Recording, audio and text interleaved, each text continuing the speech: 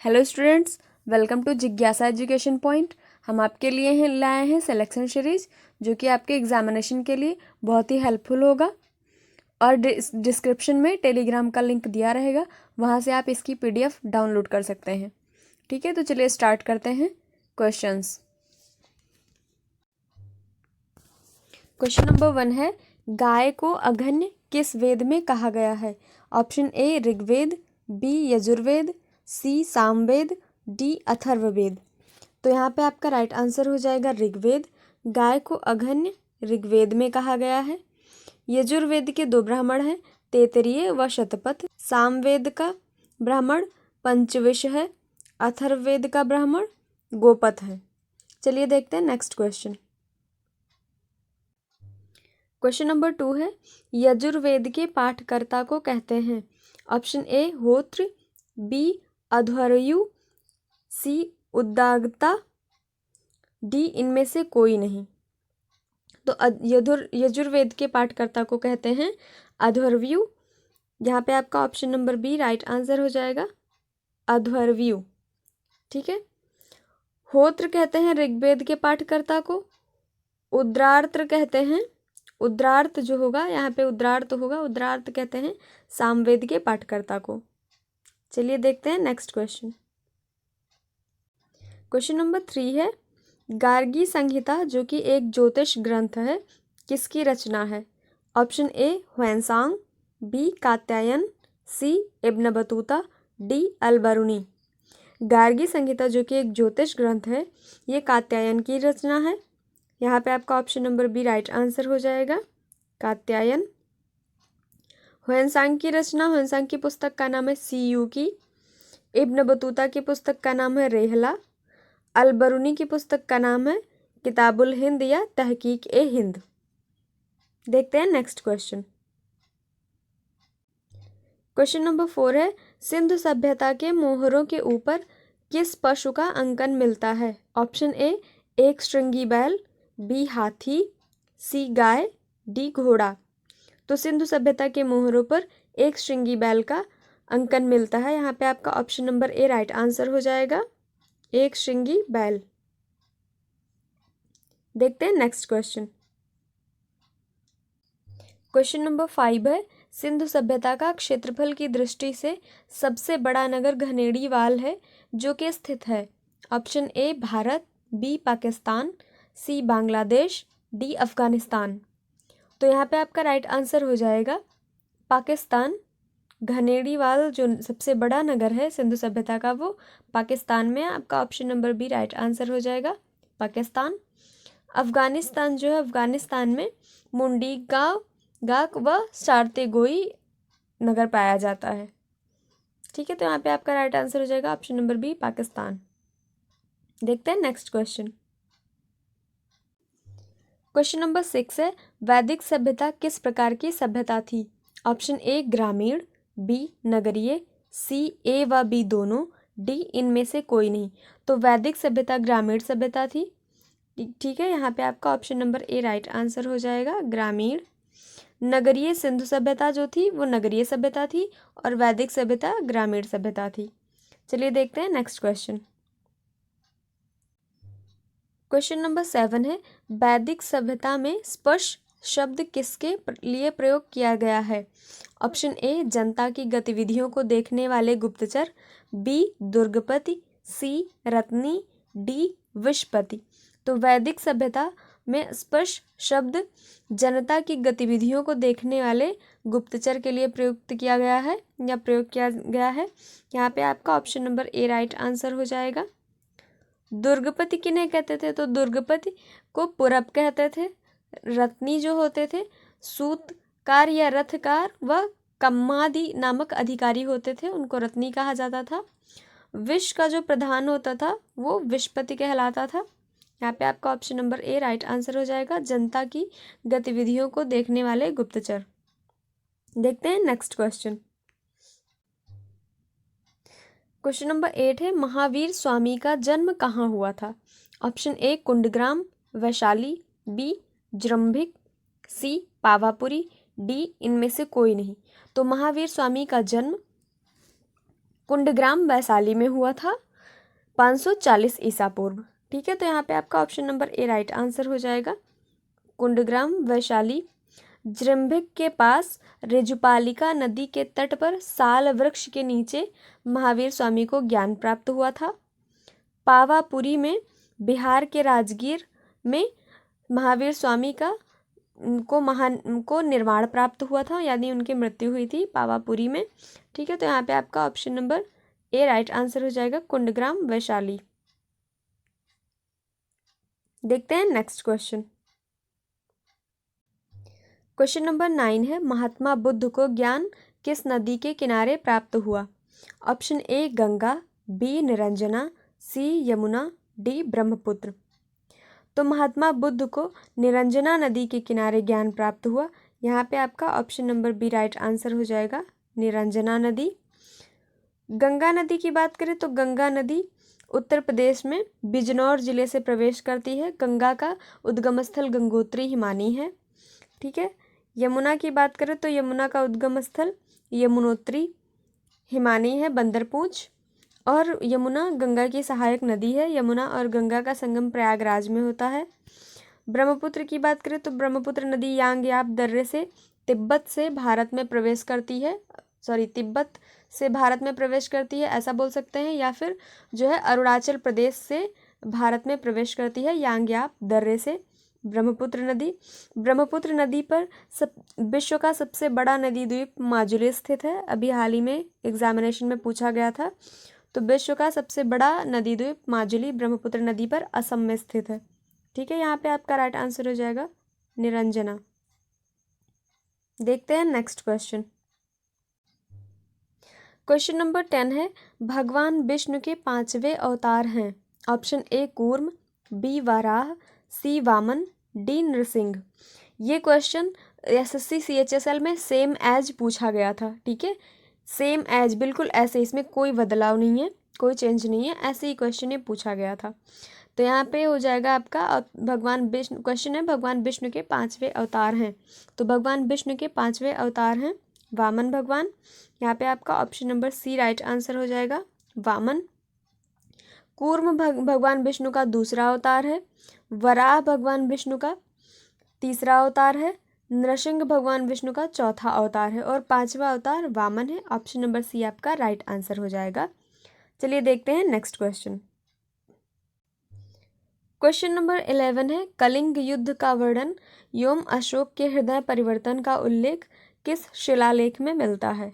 Option A पहले शिलालेख में, बी 13वें शिलालेख में, सी 6वें शिलालेख में, डी चौथे शिलालेख में। तो यहाँ पे हम जान लेंगे कलिंग युद्ध का वर्णन। आप लोग सब जानते हैं कि कलिंग युद्ध जैसे आता है वैसे सब लोग के दिमाग में आ जाता है कि 13वां शिलालेख से संबंधित है। तो यहाँ पे आपका option number B right answer हो जाएगा, 13वां शिलालेख। 13वें शिलालेख से कलिंग युद्ध का वर्णन है 13वें शिलालेख में, और वहीं से अशोक का हृदय परिवर्तन है। ठीक है, पहले शिलालेख में पशुबलि की निंदा की गई है। पशुबलि की निंदा पहले शिलालेख में की गई है। 6वें शिलालेख में, जो 6वां शिलालेख है, उसमें आत्मनियंत्रण की शिक्षा दी गई है। और चौथे शिलालेख में भेरी घोष के स्थान पर धम्मघोष का प्रयोग किया गया है, धम्मघोष की घोषणा की गई है। चौथे शिलालेख में भेरी घोष की जगह धम्मघोष की घोषणा की गई है। जैसा कि आप लोग जानते हैं अशोक बौद्ध धर्म के अनुयायी थे। ठीक है, देखते हैं नेक्स्ट क्वेश्चन। क्वेश्चन नंबर 12 है, बुद्धचरित बौद्धों का रामायण के रचनाकार हैं। ऑप्शन ए वसुमित्र, बी अश्वघोष, सी सुबोकामी, डी ए व बी दोनों। तो यहाँ पे आपका राइट आंसर हो जाएगा अश्वघोष।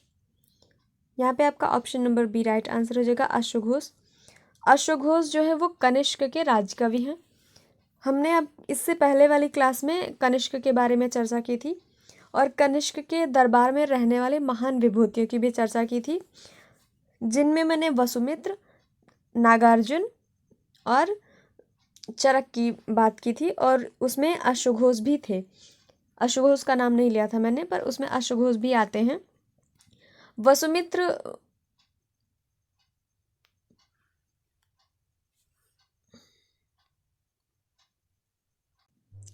वसुमित्र जो है, वसुमित्र ने चौथी बौद्ध संगीत की अध्यक्षता की थी और इसके उपाध्यक्ष थे अश्वघोष। ठीक है, और चौथी बौद्ध संगीत आयोजित कहाँ हुई थी? कुंडलवन, कश्मीर में। यहाँ पे आपका राइट आंसर हो जाएगा अश्वघोष। ऑप्शन नंबर बी आपका राइट आंसर हो जाएगा। चलिए देखते हैं नेक्स्ट क्वेश्चन। क्वेश्चन नंबर 13 है, चीनी यात्री फाहियान किसके शासनकाल में भारत आया? Option A Harshavardhana, B Chandragupta द्वितीय, सी जहांगीर, डी मोहम्मद बिन तुगलक। तो चीनी यात्री फाहियान चंद्रगुप्त द्वितीय के, चंद्रगुप्त सेकंड के शासनकाल में भारत आया। यहाँ पे आपका option number B right answer हो जाएगा, चंद्रगुप्त सेकंड। हर्षवर्धन के शासनकाल में ह्वेनसांग भारत आया।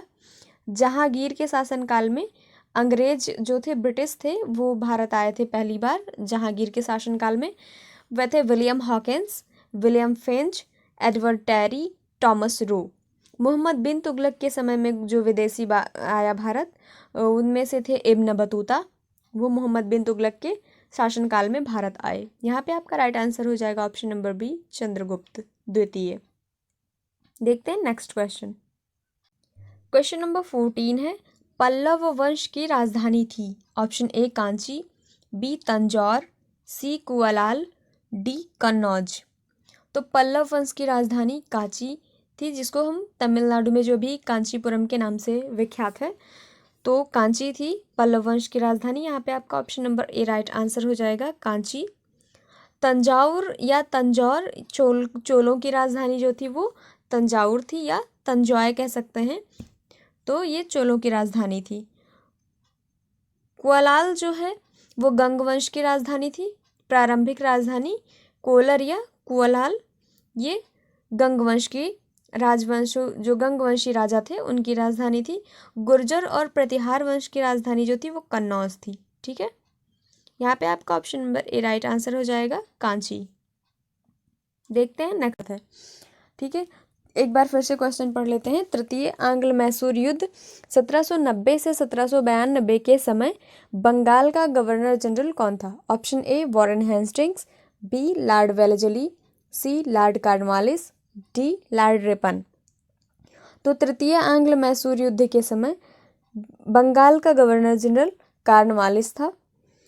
इसका कार्यकाल था 1790 से 92। लॉर्ड कॉर्नवालिस ने स्थायी बंदोबस्त की नीति 1793 में शुरू की। स्थायी बंदोबस्त की जो नीति आई वो लॉर्ड कॉर्नवालिस ने ही शुरू की। ठीक है, यहाँ पे आपका राइट आंसर हो जाएगा option number C Lord Cornwallis. Warren Hastings जो था ये बंगाल का पहला गवर्नर जनरल बना, किसके तहत? रेगुलेटिंग एक्ट 1773 के तहत। रेगुलेटिंग एक्ट 1773 के तहत बंगाल का पहला गवर्नर जनरल वॉरेन हेस्टिंग्स बना। वॉरेन हेस्टिंग्स ने बंगाल में द्वैध शासन का अंत कर दिया। लॉर्ड वेल्जली जो है चौथा बंगाल का गवर्नर जनरल था, और सहायक संधि जो पद्धति थी इसकी शुरुआत लॉर्ड वेल्जली ने की। सहायक संधि के थ्रू ये जो था ये अंग्रेजी शासन में जो भारतीय राज्य थे उनका विलय करता था, या जो शासक रहते थे उनसे संधि कर लेता था। जैसे कि उस समय जो संधि करे, सहायक संधि जो मानने वाले राज्य थे वह थे हैदराबाद, मैसूर, तंजौर, अवध, और पेशवा थे जो मराठा के पेशवा थे, बरार व भोसले थे, सिंधिया थे। ये जो राज्य थे ये सारे जो शासक और राजा या शासक या राज्य थे ये जो है सहायक संधि में स्वीकार किया था, इन लोगों ने सहायक संधि स्वीकार किया था। लॉर्ड रिपन ने स्थायी स्वशासन की नीति शुरू की और 1882 में ये गवर्नर जनरल था। ठीक है, तो यहाँ पे आपका राइट आंसर हो जाएगा option number C Lord Cornwallis. देखते हैं नेक्स्ट क्वेश्चन। सॉरी, यहाँ पे हम सुधार करेंगे। रिपन जो था वो वायसराय था भारत का, ये वायसराय था, और ये जो तीनों थे ये बंगाल के गवर्नर जनरल थे। ठीक है, यहाँ पे रिपन का सुधार करेंगे, रिपन वायसराय था भारत का। देखते हैं नेक्स्ट क्वेश्चन। क्वेश्चन नंबर 16 है, सबसे गर्म व चमकीला ग्रह है। ऑप्शन ए मंगल, बी शुक्र, सी बुध, डी अरुण। तो सबसे गर्म व चमकीला ग्रह शुक्र है। शुक्र को पृथ्वी की भगिनी ग्रह या भोर का तारा भी कहते हैं। यहाँ पे ऑप्शन नंबर बी आपका राइट आंसर हो जाएगा। शुक्र लाल ग्रह के नाम से मंगल जाना जाता है। बुध सूर्य का सबसे निकटतम तारा है, निकटतम ग्रह है सूर्य का बुध।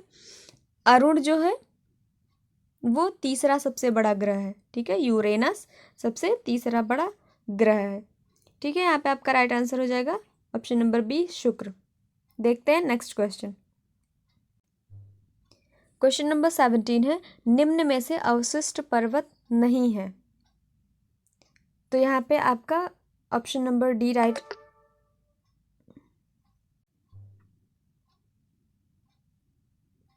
क्वेश्चन नंबर 17 है निम्न में से अवशिष्ट पर्वत नहीं है।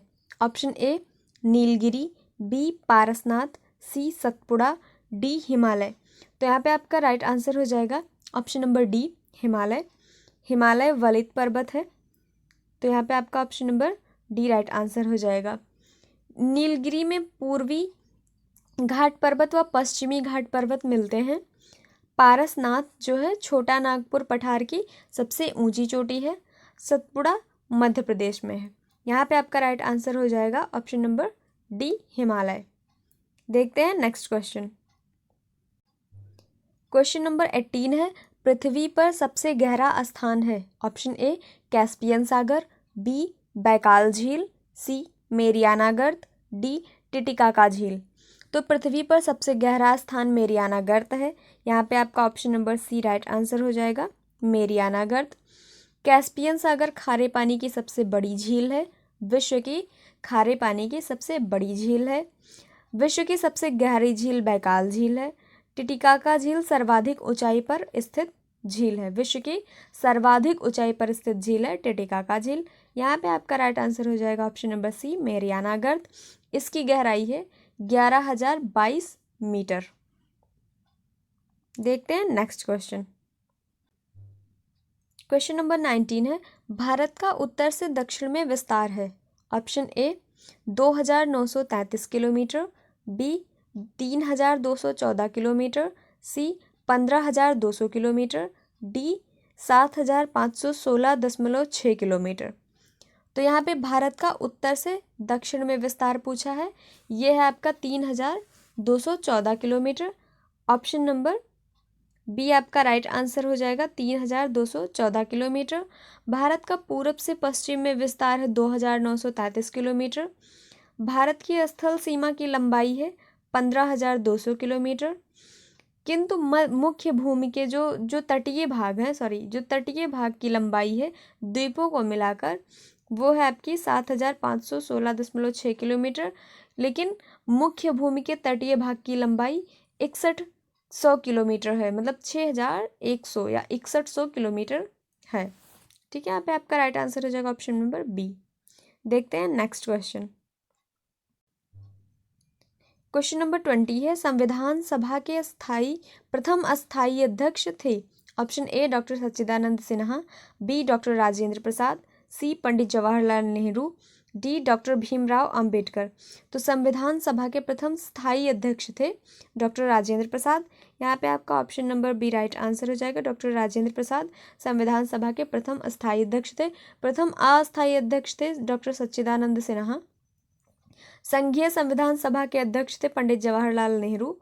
पंडित जवाहरलाल नेहरू संघीय संविधान सभा के अध्यक्ष थे। डॉक्टर भीमराव अंबेडकर जो थे वो प्रारूप समिति के अध्यक्ष थे। यहाँ पे आपका option number B right answer हो जाएगा डॉक्टर राजेंद्र प्रसाद। देखते हैं नेक्स्ट क्वेश्चन। क्वेश्चन नंबर 21 है जीएसटी परिषद का अध्यक्ष कौन होता है। ऑप्शन ए केंद्रीय वित्त मंत्री, बी आरबीआई का गवर्नर, सी वित्त सचिव।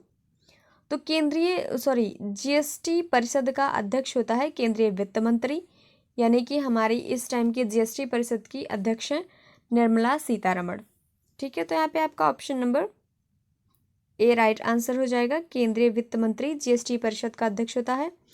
आरबीआई का गवर्नर जो है वह है अभी आरबीआई के 25वें गवर्नर है शक्तिकांत दास। वित्त सचिव का जो सिग्नेचर है हस्ताक्षर है 1 रुपए की नोट पर होता है वित्त सचिव का हस्ताक्षर। वर्तमान में वित्त सचिव हैं टी सोमनाथ, ठीक है। तो यहाँ पे आपका ऑप्शन नंबर ए राइट आंसर हो जाएगा केंद्रीय वित्त मंत्री। चलिए देखते हैं नेक्स्ट क्वेश्चन। क्वेश्चन नंबर 22 है, जब कोई वस्तु किसी वृत्ताकार मार्ग पर चलती है तो उस पर एक बल वृत्त के केंद्र की ओर कार्य करता है, उसे कहते हैं। ऑप्शन ए अपकेंद्रीय बल, बी अभिकेंद्रीय बल, सी बलाघूर्ण, डी ए व सी दोनों। तो जब कोई वस्तु वृत्ताकार मार्ग पर चलती है तो उस पर एक बल वृत्त के केंद्र की ओर कार्य करता है, सेंटर की ओर कार्य करता है, और उसे अभिकेंद्रीय बल कहते हैं या सेंट्रीपिटल फोर्स कहते हैं। यहाँ पे आपका option number B right answer हो जाएगा, अभिकेंद्रीय बल। अपकेंद्रीय बल का जो उदाहरण है या सेंट्रीफ्यूगल फोर्स का जो उदाहरण है वो है कपड़ा सुखाने की मशीन या वॉशिंग मशीन कह सकते हैं, दूध से मक्खन निकालने की मशीन, ये अपकेंद्रीय बल के सिद्धांत पर काम करती है। ठीक है, इस पे कार्य करती है। आइए जान लेते हैं बलाघूर्ण के बारे में। बलाघूर्ण का डेफिनेशन है कि बल द्वारा एक पिंड को एक अक्ष के परितः घुमाने की प्रवृत्ति को बलाघूर्ण कहते हैं। ठीक है, बल द्वारा एक पिंड को एक अक्ष के परितः घुमाने की प्रवृत्ति को बलाघूर्ण कहते हैं। ठीक है, यहाँ पे आपका option number B right answer हो जाएगा, अभिकेंद्रीय बल। देखते हैं नेक्स्ट क्वेश्चन।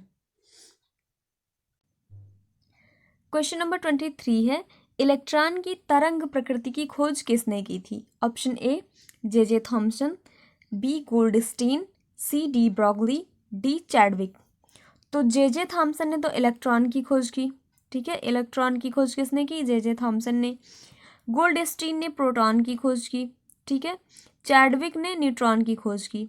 इसका एक बहुत हम लोग शॉर्ट ट्रिक बनाते हैं, ईट पर नच। ठीक है, तो वो आता है, उसमें रदरफोर्ड का नाम आ जाता है, लेकिन ईट पर नच तो वो हो जाएगा। ये ट्रिक है इसको याद करने की।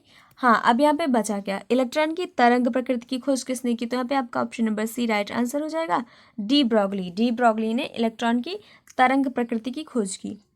और पॉजिट्रॉन एक आता है, पॉजिट्रॉन की खोज किसने की? एंडरसन ने की। जो एक बोसान है, एक कण बोसान है, उसकी खोज सत्येंद्रनाथ बसु ने के नाम पर रखा गया है। ठीक है, उसका नाम सत्येंद्रनाथ बसु के नाम पर रखा गया है, और पॉजिट्रॉन की खोज एंडरसन ने की। बाकी आप ये देख लेते हैं, देख ही रहे हैं। इसका राइट आंसर हो जाएगा option number C, de Broglie. देखते हैं नेक्स्ट क्वेश्चन। क्वेश्चन नंबर 24 है, कोशिका भित्ति पाई जाती है या सेल वॉल पाई जाती है केवल? ऑप्शन ए जंतुओं में, बी पादपों में, सी पादप और जंतु दोनों में, डी इनमें से कोई नहीं। तो सेल वॉल जो है वो सिर्फ या केवल पादपों में पाई जाती है। यहाँ पे आपका option number B right answer हो जाएगा, पादपों में। जंतुओं में सेल मेम्ब्रेन पाई जाती है या कोशिका झिल्ली जंतुओं में पाई जाती है। यहाँ पे आपका राइट आंसर हो जाएगा ऑप्शन नंबर बी, पादपों में। देखते हैं नेक्स्ट क्वेश्चन।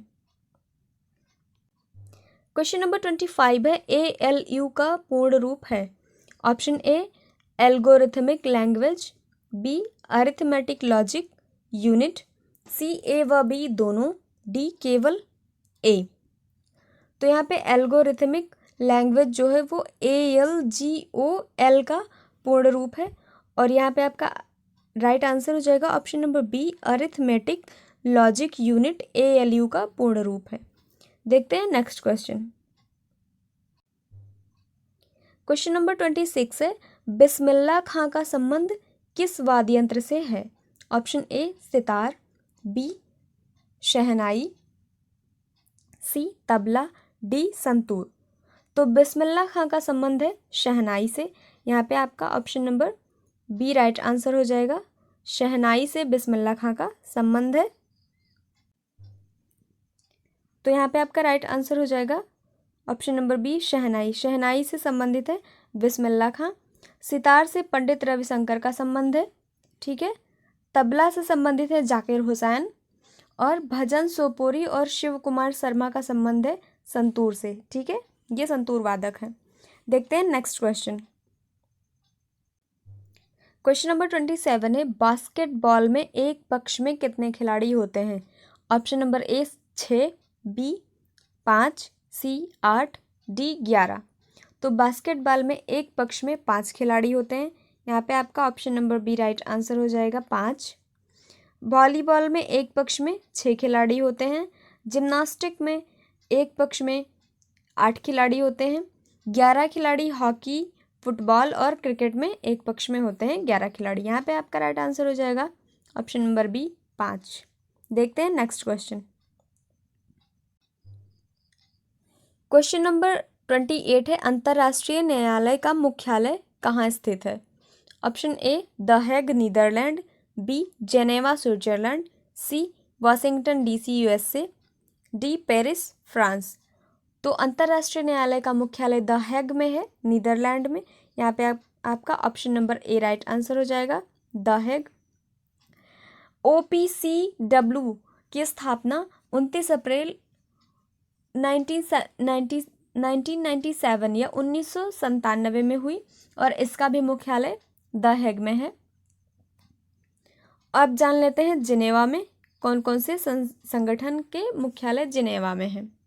जिनेवा में ITU जिसकी स्थापना 1865 में हुई, इसका मुख्यालय जिनेवा स्विट्जरलैंड में है।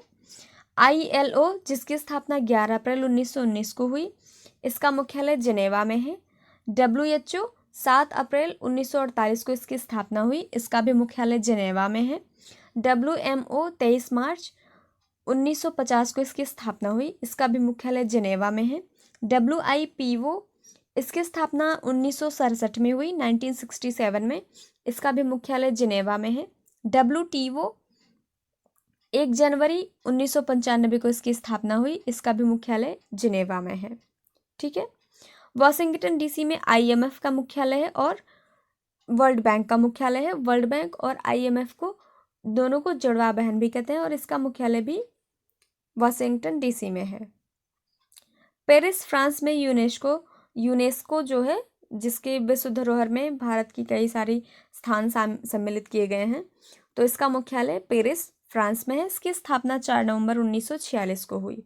यहाँ पे आपका राइट आंसर हो जाएगा option number A the Hague Netherlands. देखते हैं नेक्स्ट क्वेश्चन। क्वेश्चन नंबर 29 है, रामप्पा मंदिर जो तेलंगाना में है विश्व धरोहर सूची में कब शामिल हुआ? Option A 2021, B 2020, C 2016, D 2014। तो रामप्पा मंदिर जो कि तेलंगाना में है, ये 2021 में विश्व धरोहर सूची में शामिल हुआ। यहाँ पे आपका राइट आंसर हो जाएगा ऑप्शन नंबर ए 2021। 2020 में ओरछा एवं ग्वालियर ये जो स्थान है ये मध्य प्रदेश में है और ये 2020 में विश्व धरोहर सूची में शामिल हुआ। 2021 में धौलावीरा को भी, जो कि गुजरात में है, ये भी 2021 में विश्व धरोहर सूची में शामिल हुआ। 2016 में नालंदा महाविहार, 2016 में नालंदा महाविहार, कंचनजंगा राष्ट्रीय पार्क जो कि एक मिश्रित धरोहर है, विश्व धरोहर है, और ली कार्बूसियर के स्थापत्य कार्य, ये जो है नालंदा महाविहार विश्वविद्यालय जो है ये बिहार में है। कंचनजंगा राष्ट्रीय पार्क सिक्किम में है। ली कार्बूसियर के स्थापत्य कार्य ये चंडीगढ़ में है और ये सारे 2016 में विश्व धरोहर सूची में शामिल किए गए हैं। 2014 में ग्रेट हिमालयन नेशनल पार्क जो कि हिमाचल प्रदेश में है, रानी की वाव जो कि पाटन गुजरात में है, ये 2014 में विश्व धरोहर सूची में शामिल किए गए। तो यहाँ पे आपका राइट आंसर हो जाएगा ऑप्शन नंबर ए 2021। देखते हैं next question.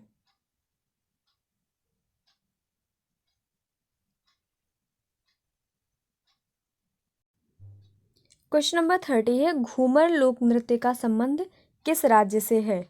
Option A Rajasthan, B Uttar Pradesh, C Assam, D Jharkhand.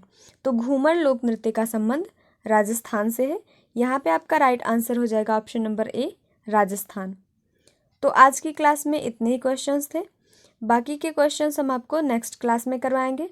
Description में PDF जो है इसका टेलीग्राम चैनल का लिंक दिया रहेगा, वहाँ से आप इसकी PDF डाउनलोड कर सकते हैं।